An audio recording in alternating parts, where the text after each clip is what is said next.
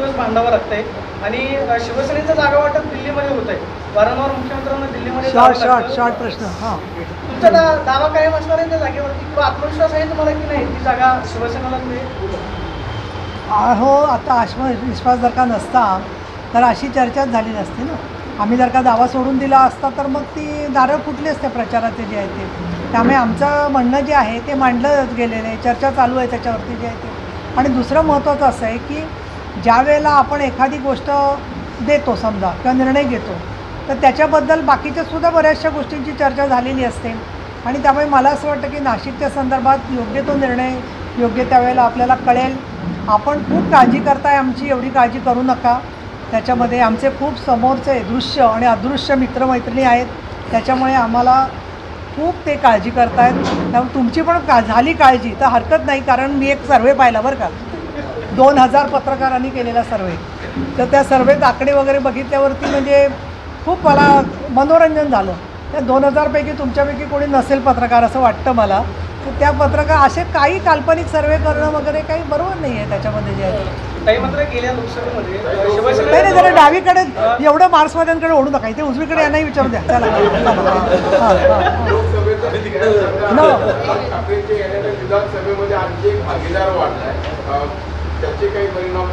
मला काय म्हणायचं आहे की समजा आपल्या घरी एक पाहुणा आला आहे किंवा ते आता आपल्या घरी आलेले आहेत, स्वागत आहे, आपल्या घरी आलेत किंवा आपण सगळेजण मिळून एकत्र चालायचं ठरवलं आहे, तर अशा वेळेला आपली भारतीय संस्कृती काय आहे की आपण ते स्वागत करून त्याचं नियोजन करतो, त्याची आखणी करतो.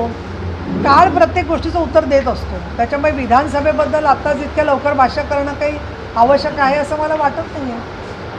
विधानसभेचा निर्णय त्यावेळेला योग्य त्या पद्धतीने निर्णय घ्यायला सक्षम आहेत सगळेजण. हो, त्यांनी सांगितलं ना, नाना मनकेंनी सांगितलं की बालगंधर्वाला एक दुपारी 3 ते 5 या वेळामध्ये महायुतीचा मेळावा होणार आहे. पुणे शहरातल्या लोकसभा उमेदवाराच्या प्रचारार्थ तो मेळावा आहे आणि त्याच्यानंतर साहेब सासवडला जाणार आहे आणि नंतर अधिक मेळावे आणि सभा होतीलच बाकीचे. कुठे कुठे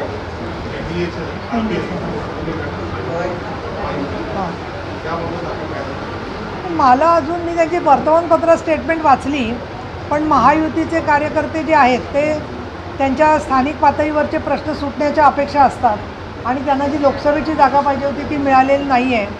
त्याच्यामध्ये प्रश्न असा आहे की जे आपल्याबरोबर आहेत तर त्यांची आम्ही नक्की त्यांच्याशी बोलू आणि त्यांच्याशी त्या त्या ठिकाणचे उमेदवार जबाबदारी टाकून त्यांचं प्रश्नांचं निराकरण केलं जाईल, त्याच्यात काही शंका नाही. पण मला वाटतं की ज्या प्रकारे वंचितवरती जो त्यांना समूह नष्ट करण्याचा जो डाव खेळला गेला तो तर माणुसकी शून्य डाव होता असं मला वाटतं. आमच्याकडे अजून आम्ही न्याय देण्याच्या प्रक्रियेत आहोत. आठवले आहेत मंत्री आणि पुढेही त्यांचा पद मिळतील त्यांच्या लोकांना. ताई, तुम्ही राज ठाकरे यांच्या पाठिंब्याचं स्वागत केलं होतं. मात्र 2 वर्षापूर्वी तुम्ही सांगलीत बोलताना असं म्हटलं होतं की राज ठाकरे भाजपबद्दल अनुकूल भूमिका घेत आहेत, पण भाजप काम झाले की राज ठाकरे यांना वाऱ्यावर सोडेल. आम्ही भाजपचा अनुभव घेतला आहे, भाजप त्यांना तिकीट पाठवावं वाऱ्यावर सोडून या विधानावरती तुम्ही अजून ठाम आहात? नाही, आता असं आहे की त्याच्यानंतर तिकीट वाटप कुठे झालं आहे. त्यांच्यानंतर तिकीट वाटपाच्या आधीच त्यावेळेला तर संपूर्ण महाविकास आघाडीच तयार झाली. म्हणजे त्या अनुभवातून इतके शहाणे झालो की आम्हीच इतरांना वाऱ्यावर सोडायचं कसं ते शिकलो असं म्हणता येईल. म्हणजे तिकडच्या याच्याबद्दल म्हटलं झालं तर आता असं आहे की सगळं जेव्हा सरकार स्वतः देवेंद्रजी फडणवीससारखा नेता स्वतः उपमुख्यमंत्री होऊन एखादी गोष्ट स्वीकारतात तर हे काही त्यांनी वाऱ्यावर सोडलं शिंद्यांना असं म्हणता येणार नाही. त्यामुळे काही ज्या पुढच्या घटना पाहिल्या आपण तर एक चित्र दिसतं आहे की उलट 105 भाजपाच्या आमदारांपैकी मंत्र्यांची संख्या थोडी आहे आणि आज आमचे 40च्यापैकी अजूनही काही जणांना मंत्रिपदं द्यायची इच्छा होती साहेबांची, परंतु त्यांना जबाबदाऱ्या टाकलेल्या आहेत. अजून महामंडळं किंवा विधान परिषदेच्या काही जागा या आपापल्या पक्षाच्या प्रमाणे होतील. आणि मी तर आपल्याला सांगितलं की मी स्वतः भूमिका जी बदलली त्याची 2-3 कारणं होती, त्या सगळ्यात मी जात नाही. पण मला या शिवसेनेमध्ये एक लक्षात आलं की एकाशी एक बोलायचं, एकाच ठराविक माणसानी प्रवक्ता नेता असल्यासारखी भूमिका बजवायची आणि त्यांनी काही शिवराळ भाषा वापरायची, हा प्रकार इकडे नाही आहे त्याच्यामध्ये जे आहे ते. दुसरा मला असं दिसतं आहे की विकासाच्या कामांसाठी 90% वेळ दिला जातो पक्षाचा. प्रत्येकजण त्या भागामध्ये शेतकऱ्यांचे प्रश्न, दुष्काळाचे प्रश्न, कोण आजारी असेल तर त्याला मदत करणं, महिलांचे बचत गट या कामामध्ये वेळ दिला जातो आहे. त्यामुळे तो एक दुसरा भाग होता. आणि तिसरं म्हणजे काम करत असताना माझ्यावर कुठलाही दबाव आणण्याचा प्रयत्न केला नाही. भाजप आणि शिवसेना दोघांनी जे माझे निर्णय होते त्या प्रत्येक निर्णयाचं त्यांनी सन्मान केला. त्यामुळे जर का वाऱ्यावर सोडतील असं वाटत असेल, पण तसं जर का सोडलं नाही तर मत बदलू शकतं माणसाचं. म्हणजे असं आता सोडणार नाही भविष्याबद्दल आपण आत्ता राजकारणात शाणे असलो तर न बोलणं चांगलं. बद्दल एक आक्षेपार्ह वक्तव्य केलं, त्याची तक्रार निवडणूक आयोगाकडे दिलेली आहे. हे जो काही प्रचार निवडणुकीचा चालू आहे त्या महिला राजकारण्यांच्या संदर्भात वादग्रस्त विधानं होतात, त्याबाबत तुम्हाला काय वाटतं? आणि असं आहे, आता त्या काँग्रेसच्या सुप्रिया श्रीनाईक त्यांनी सांगितलं की त्यांचंही असंच एक आक्षेपार्ह विधान आलं होतं. सुधीरजींच्या विधानाच्याबद्दल निवडणूक आयोग तपासणी करून माहिती घेत आहे. ते योग्य असेल तो निर्णय घेतील ना त्याच्यामध्ये. त्यामुळे प्रत्येक गोष्टीची दखल ही निवडणूक आयोगाने उलट बारकाईने घेतली पाहिजे. किंवा समाज माध्यमावरती सुद्धा एखाद्या चुकीच्या गोष्टी आल्या तर त्याचीसुद्धा प्रत्युत्तरं ही देत असताना आम्ही बघतो आहे निवडणूक आयोगाला. आता मी ट्विटरवर काही फिल्म बघते की प्रत्येक ठिकाणी त्या माणसाचे चेहरे वगैरे बदलून वेगवेगळ्या मीम्स केल्या जात आहेत. आता त्याच्यातसुद्धा बदनामी होते. पण प्रत्येक गोष्टीवर बंधन आणलं तर मग व्यक्ती स्वातंत्र्यावर किती बंधन आणलं जाणार. पण कुठेही महिला, जाती, धर्म, वय, अपंगत्व याला धरून दुसऱ्या माणसाबद्दल बोलणं योग्य नाही असं मला वाटतं. आपण सहजगत्या म्हणतो की अमुक अमुक माणूस मुका बहिरा आहे. अरे मुक्या आणि बहिऱ्या लोकांचा पण अपमान होतो ना त्याच्यामध्ये. ते काय स्वतःहून बहिरे होत नाही आहेत लोक जे आहेत ते. त्याच्यामुळे माझं म्हणणं संवेदनशीलता प्रत्येक क्षेत्रात असली तर चांगली. आणि पुण्यात महिलांचे दोन प्रकरण खूप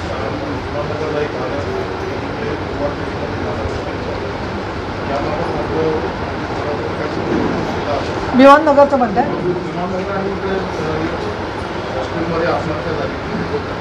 ते दोन्ही लक्षात घातलेली आहे मी, लक्ष घातलेलं आहे त्याच्यामध्ये.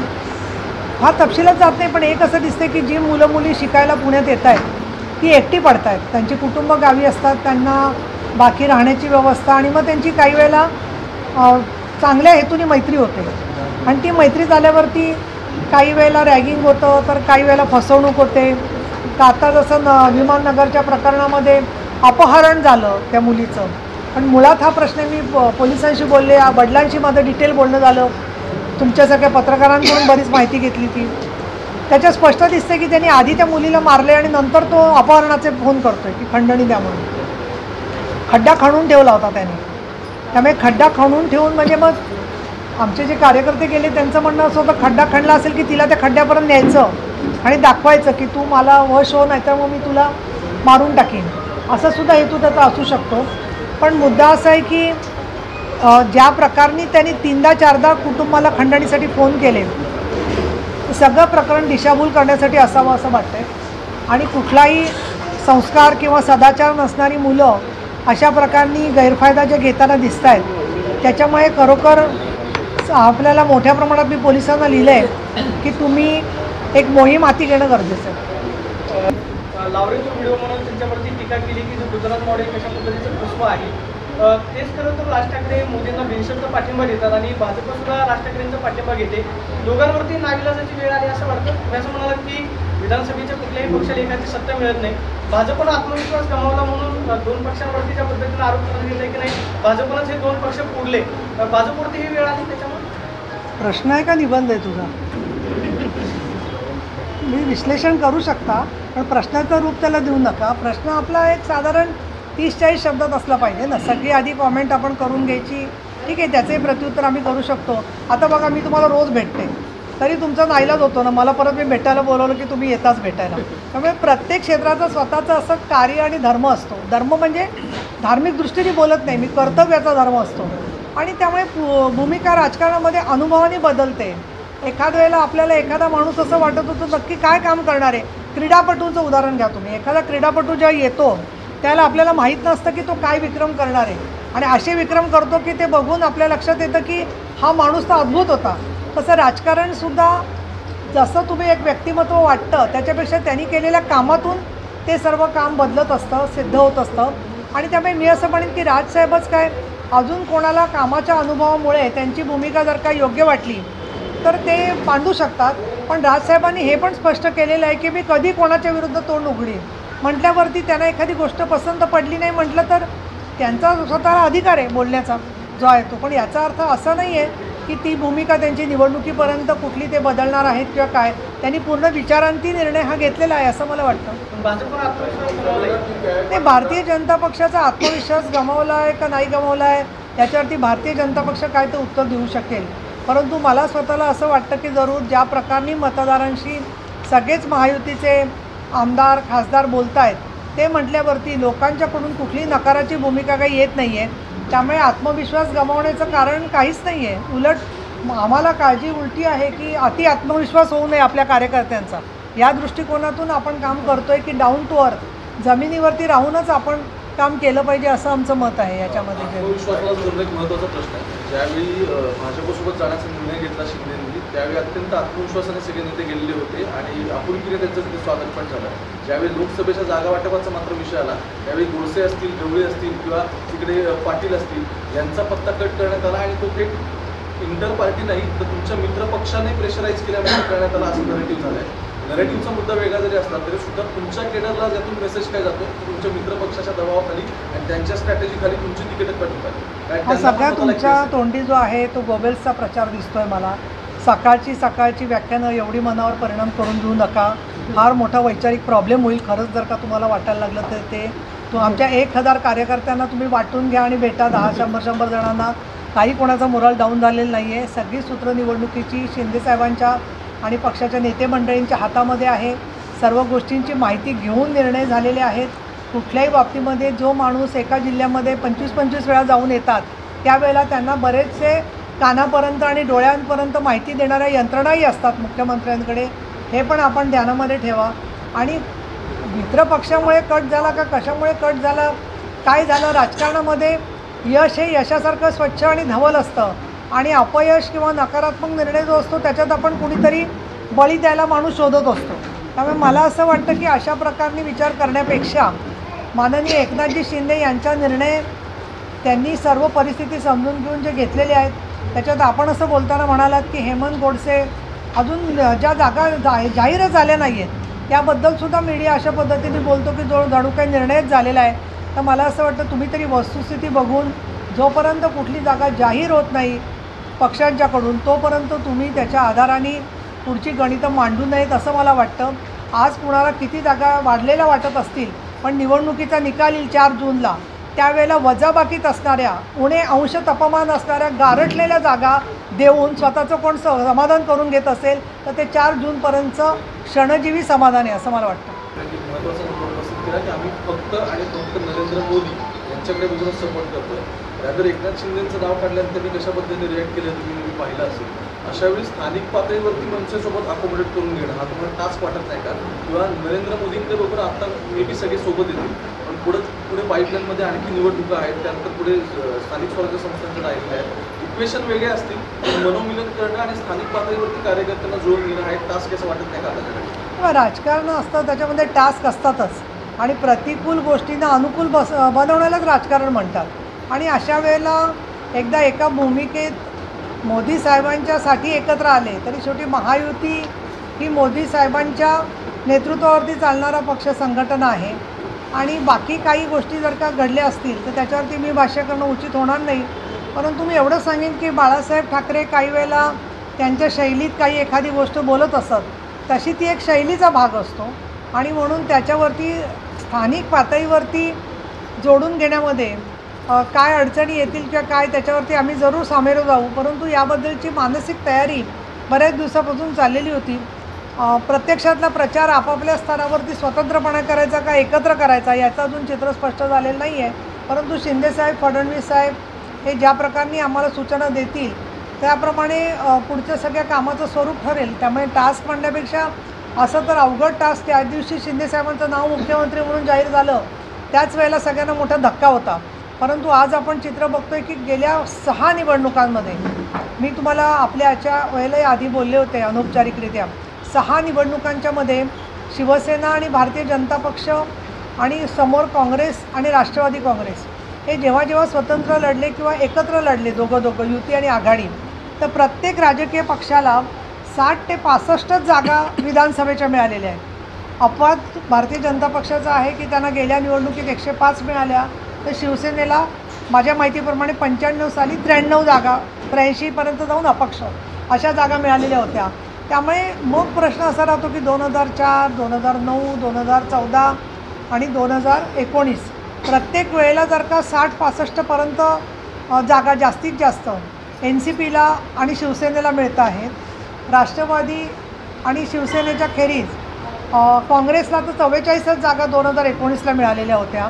त्यामुळे कुठलाही एक पक्ष स्वतःच्या ताकदीवरती बहुमत तयार करण्याचा प्रयत्न केला तरी झालेलं नाही आहे आणि म्हणून बेरजेचं राजकारण करणं हे गरजेचं झालेलं आहे. निवडणुकीच्या नंतर हे बेरजेचं राजकारण करण्यापेक्षा आधीच मतांची जर का पुनर्रचना होऊन एकत्रीकरण झालं तर ते महाराष्ट्राचं हिताचं आहे. म्हणून आपण हा सगळा निर्णय घेतलेला आहे. त्याच्यावरती ज्या प्रकारची टीका होती आहे की खोक्यांचं राजकारण आहे, कोणी काय म्हणते की हा तत्वहीन युती आहे, पण हे सगळं म्हणणारे लोक एक लक्षात घेत नाही आहेत की 4 मुद्द्यांवरती महायुती आणि NDA एकत्र आहे सगळीकडे आणि ज्याच्यासाठी नरेंद्रजी मोदी आणि अमितजी शहा यांनी प्रयत्न केलेले आहे.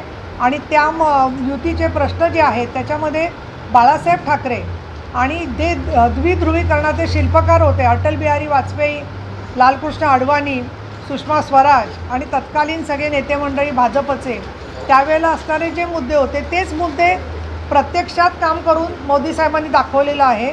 त्याच्यात पायाभूत सुविधांच्यामधून, दळणवळणामधून उद्योग आणि रोजगाराला चालना मिळालेली आहे. रामजन्मभूमीच्या संदर्भामध्ये कुठेही रक्तपात न होऊ देता न्यायालयीन प्रक्रियेमधून न्याय मिळालेला आहे. त्याचबरोबर देशहिताच्या दृष्टीने विचार केला तर देशाची प्रतिमा राज्यात आणि सगळ्या जगामध्ये वाढवणं, उंचावणं, रोजगाराभिमुख काम करणं हे काम त्यांनी केलेलंच आहे. आणि त्याचबरोबर ज्या काश्मीरच्या श्रीनगरमध्ये लाल चौकामध्ये तिरंगा आम्ही फडकू देणार नाही असं जे अतिरेकी बोलत होते, तर आज श्रीनगरच्या अगदी लाल चौकामध्ये तिरंगा फडकवला जातो. हे सगळं NDA आणि महायुतीचं श्रेय आहे. आणि त्या दृष्टिकोनातून देशाचा, राज्याचा आणि आपल्या शहराच्या विकासाचा विचार करून आपण लोकसभेमध्ये आपापल्या ठिकाणी शिवसेना, भारतीय जनता पक्ष आणि राष्ट्रवादी काँग्रेसला निवडून द्यावं ही आमची त्याच्यामधली भूमिका आहे. छोटे मोठे काही प्रश्न, थोडेफार वादविवाद असतात, काही मतभेद असतात, सगळेच उमेदवार मनाप्रमाणे प्रत्येकाला मिळतात अशातला भाग नाही आहे. पण तरीसुद्धा ज्या प्रकारे लोक भूमिका घेत आहेत अनेक जणं आणि त्यांना सामावून घेतलं जातं हे जर का पाहिलं तर मला असं वाटतं की अवघड गोष्टी साध्य करण्यामध्ये आत्तापर्यंत चांगल्या प्रकारचं काम युतीने केलेलं आहे आणि ते चालू राहील.